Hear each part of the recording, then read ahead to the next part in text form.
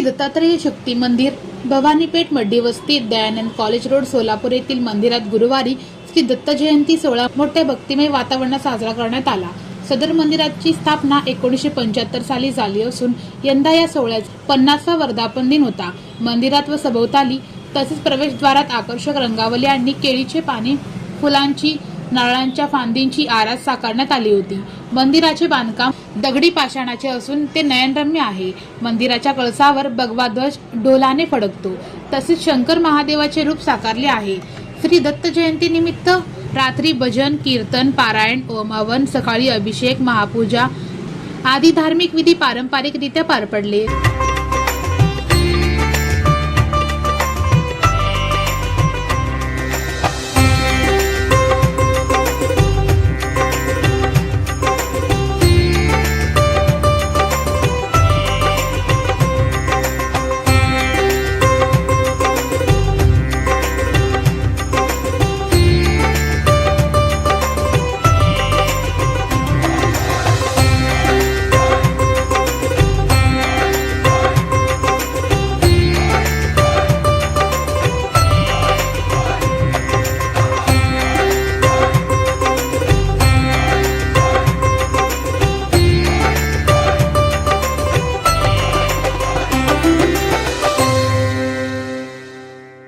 मंदिराची स्थापना अनंत श्री विभूषित सद्गुरुदेव श्री श्री श्री निवासजी शामराव काटकर यांचे कृपापात्र सतशिष्य श्रीमान वेदमूर्ती मल्लीनाथ स्वामी हिरेमठ उपाख्य श्री दत्तानंद शरणजी यांचे वानप्रस्थी महाराज यांनी केले आहे। श्री दत्तवरद श्री दत्तात्रेय शक्तीपीठ अशी या मंदिराची ओळख आहे। मंदिरातील मूर्तीस दररोज विविध रूपे साकारली जातात।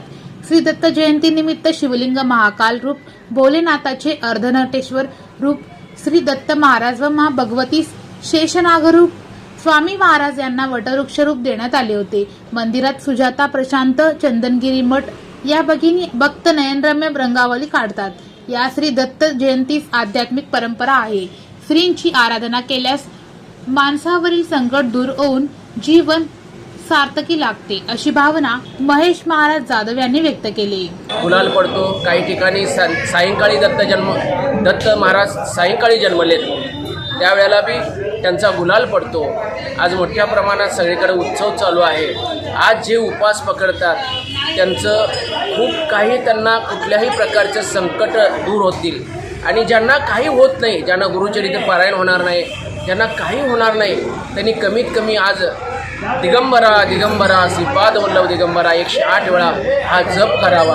त्यांच्या जीवनाचं सार्थक झाल्याशिवाय त्यांना त्यांच्या जीवनात सगळ्या दुःखातून मुक्त झाल्याशिवाय राहणार नाही। त्यांची सगळी मनोकामना श्री दत्त महाराज पूर्ण करते। राम श्री दत्त जयंती निमित्त रुद्राभिषेक, ओम हवन, आरती, गुलाल आदी धार्मिक विधी संपन्न झाले।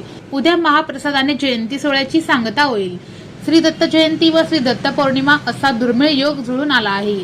गुरुचरित्राच्या पारायणामुळे युवा पिढी व्यसनमुक्त होत असून श्री दत्त महाराजांची भक्ती केल्याने चांगली अनुभूती येते, अशी श्रद्धापूर्वक भावना सदर मंदिराचे प्रधान अर्चक आनंद हिरेमठ महाराज यांनी बोलून दाखवली। आणि त्यांना पूर्णपणे व्यसनाच्या आहारापासून जाण्यासाठी मुक्त केलेलं आहे। तर अशा ह्या मुलांना पण आपण श्री गुरुचरित्र, श्री दत्त महात्म्य आणि गजानन विजय हे ग्रंथ पारायण करण्यासाठी त्यांना प्रेरित केलेलं आहे आणि ते बसलेत।